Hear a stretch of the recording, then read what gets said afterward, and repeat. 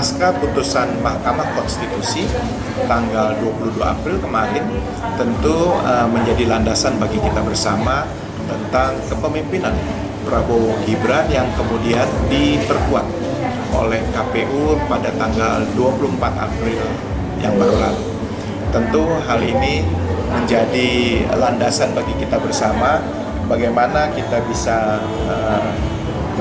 menuju 20 Oktober 2024 di mana sebagian besar para pemilih Prabowo Gibran tentu menanti janji-janji politiknya untuk bagaimana bisa diimplementasikan. Terkait dengan pemilihan legislatif, pemilihan presiden dan wakil presiden, pemilihan DPD, ada satu lagi yang menjadi agenda besar pemilihan umum kita, yaitu pemilihan kepala daerah.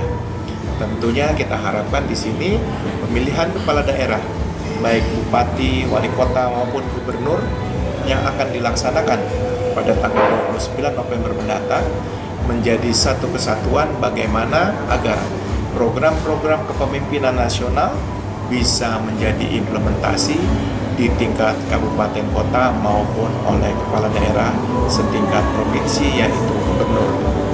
Nah, dalam konteks seperti ini Sulawesi Utara menjadi menarik karena tentu konsep-konsep yang disampaikan oleh Bapak Presiden Prabowo dan Wakil Presiden Gibran tentunya sering kita dengarkan tentang makan siang dan minum susu gratis.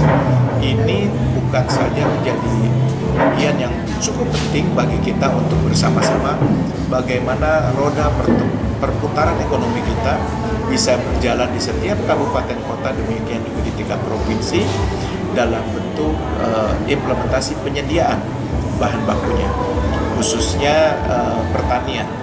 Kami memiliki program yang disebut dengan bagaimana membangun lumbung-lumbung desa.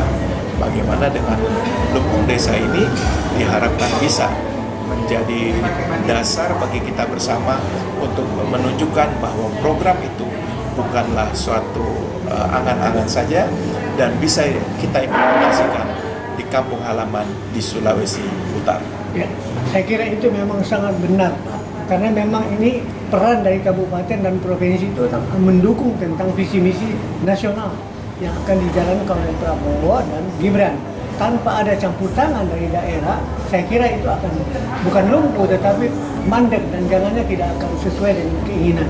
Bagaimana menuju kepada tahun-tahun emas ini, saya kira peran kabupaten provinsi sangat-sangat luar biasa. Dan saya lihat di dalam perkembangan jalannya pemerintahan daerah sekarang, saya melihat menyoroti Sulawesi Utara. Saya lihat di situ adalah daerah yang subur sekali. Kira-kira visi misi yang ada yang akan membangun Sulawesi Utara itu apa yang akan dikerjakan yang nyata? Ya, tadi sudah saya sampaikan kita membangun lumbung-lumbung desa yang kita harapkan tentunya di daerah-daerah di tingkat desa sudah mampu memberikan nilai tambah. Artinya bagaimana nantinya pertanian itu tidak berjalan sendiri, tentu dibutuhkan satu sinergi dengan berbagai stakeholder lainnya. Yang kita harapkan nantinya ke depan adalah di samping pertambahan juga menuju bukan saja ketahanan pangan, adalah menuju ke arah kedaulatan pangan. Nah, contoh nyatanya adalah apa yang disebut dengan hilirisasi. Nah, saya membuat satu uji coba, yaitu misalnya salah satu komoditas yang kita unggulkan sekarang yaitu kacang koro. Ini adalah komoditas unggulan yang diharapkan bisa menjadi substitusi dari kedelai. Bayangkan 79 tahun Indonesia merdeka, kita masih bercerita tentang impor kedelai hampir 3 juta ton setiap tahun. Kalau ini bisa digantikan dan itu bisa dilakukan di Sulawesi Utara, maka ini akan menjadi percontohan bagaimana kemampuan kacang koro ini, karena dia bisa menjadi substitusi kedelai, memiliki kandungan asam folat yang begitu tinggi, dan juga dia bisa menjadi misalnya turunan-turunannya ada kedelai, dia bisa menjadi tempe, dia menjadi tahu, dia menjadi tepung, dan juga bisa menjadi susu. Susu kacang koro ini diharapkan sehingga program makan siang gratis, minum susu dengan kadar asam folat yang tinggi, maka ini akan bisa membentuk sumber daya manusia Indonesia yang cerdas di masa yang akan datang.